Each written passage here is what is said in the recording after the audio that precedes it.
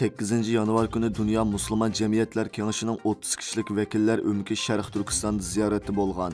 Xitay uçur vasıtalaridagi aloqador xabarlarda Şərq Türkistan'da ziyareti bolğan bu 30 kişilik ömek Saudiya Arabiston, Arab Birleşme Xalifaligi, Misr, Bosniya, Serbiya qatorliq 14 davlatdan kelgan musulmon olimlar ekanligi tilga ilingan. Uyghur cemaatinin g'azbini qo'zg'ag'ini musulmon olimlarning Şərq Türkistonga ziyorat kelishi bo'lmasdan, balki musulmon dunyosida olimlik sharafiga erishgan bu shaxslarning musulmonlikqa va insonlikqa zid shaklda Xitoyning irqiy qirg'inchilik jinoyatini oqlash tarafdori bo'lishi. Undaqda bu kishilar zodi kimlar? Ular vakillik qilayotgan Dunyo Musulmon Jamiyatlar Kengashichu. Xitoy Kompartiyasining zuvoni bo'lgan Yer shari vaqt gezisida mazkur ziyorat va ziyoratga kelgan xalqliq shaxslar haqida bir qism ma'lumotlar bo'lib, vakillarning Şərq Türkistonda atalmış terrorlikqa qarshi turish ko'rgazmasidan boshlab muzeyxonagacha, masjidlardan tortib Islom institutigacha ziyorat qilganligi, Xitoy hukumatining shaxslarning diniy kimlik, e'tiqod huquqi kafolat qilayotganligi, diniy faoliyat sorunlarining aslihalarini yangilab, sharoitini to'xtamasdan yaxshilayotganligi haqida tushunchaga ega bo'lib, g'arb ellarining Xitoyga qarshi chaplaganligi oshkor bo'lganligi bayon qilingan. Yani vekillerinin atalmış Şinjan Xalqaro ko'rgazmaxonasida 1990 yıldan ta ki 2016 yılgacha atalmış 3 xil kuchning turli terrorlik harakatlarini sodir qilganligini, her millat xalqining 3 xil kuchga birlikda qarshi turib, bugünkidek tinch va baxtli turmushni yaratganligini ko'rganligi yozilgan.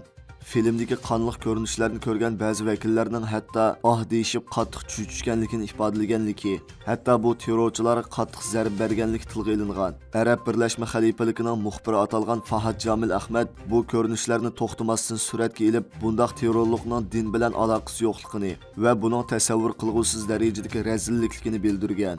Dünya Müslüman Cemiyetler Kengashining raisi Ali Rashid Nuamimo ko'rgazmada bugun ko'rganlarning bu rayonning aslidagi holat ekanligi, bu xil terrorlik yolg'iz Xitoyda emas, balki butun dunyoda yuz berayotganligi, bularning hammasi tarixda yozilish kerakligini bayon qilgan. Bu Dünya Müslüman Cemiyetler Kengashining raisi Ali Rashid Nuamining Uyg'ur eliga tunji qitim kelishi emas. U Xitoyga davomli kelib turadigan, Xitoy bilan uzun yillik cho'nqur do'stlikqa ega bo'lgan bir shaxs. U 2019-yili Beijing Xalqaro bog'vanchilik ko'rgazmasida Arab Birleşme Xalifaligi ko'rgazma o'rnining vakili sifatida ko'rgazma qatnashgan. El Rashid El Nuamining hozirgi salohiyati bo'lsa, Abu Zabidagi terrorlik va asabiylikka zarba berish xalqaro markaziy rahbarlik komitetining bosh raisi, shundaqla o'zi qurib chiqqan Dunyo Musulmon Jamiyatlar Kengashining navbatdagi raisi. Darvaqa Xitoy uchun butun kuchi bilan chapan yapgan, Xitoyni oqlash uchun 14 davlatdan kelgan atalmış musulmon olimlar vakillar o'mikining o'mak boshlig'i bo'lgan El Rashid El Nuami, Xitoyning eng yaqin do'sti va hamkorlashuvchisi bo'lganligi shaksiz.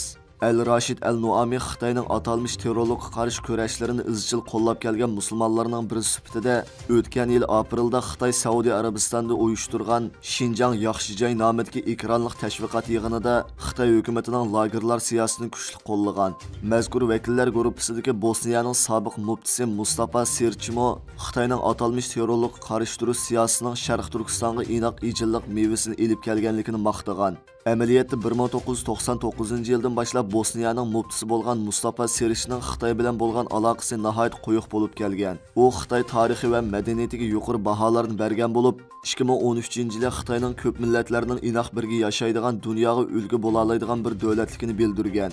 Mazkur vakillar guruhining Şərq Türkistondagi ziyoratlaridan qaraganda, Xitoy hukumati oldi bilan Şərq Türkistonda 3 xil kuchdan iborat terrorchi, asabiy va bo'lgunchilarning mavjudligini isbotlashni oldingi nishon qilgan. Ondan Şərq Türkistondagi masjidlar, islom institutlari, Uyg'ur madaniyat meroslaridan Uyg'ur 12 muqomlarini ko'rsatish orqali Uyg'urlarning atalmış tarbiyalanishdan keyin yangi hayot, baxtlik turmushga erishganligini ko'rsatish orqali o'z jinoyatlarini oqlamoqchi bo'lgan. Gerçi Xitoy hukumati bu xil nayrangvozlik, saxta tashviqotlarni uzun yillardan buyon qilib kelayotgan bo'lsa-mu, hech bir vaqt bugünkidek mag'lub bo'lmagan. Bu qitim atalmış musulmon olimlardan tashkillangan ziyorat o'mkining mohiyatidan qaraganda, Xitoyning musulmon dunyosidagi obrazini saqlab qolishi uzunga bormaydiganligi aniq. Chunki vakillar o'mkining kimlar tarafidan tashkillanganligi, shundaqla mazkur vakillar guruhisida Xitoy uchun eng kuchli ovoz chiqaruvchilarning Xitoy bilan bo'lgan do'stlik aloqasidan qaraganda, mazkur ziyoratning maqsadlik va planli o'rinlashtirilganligi aniq.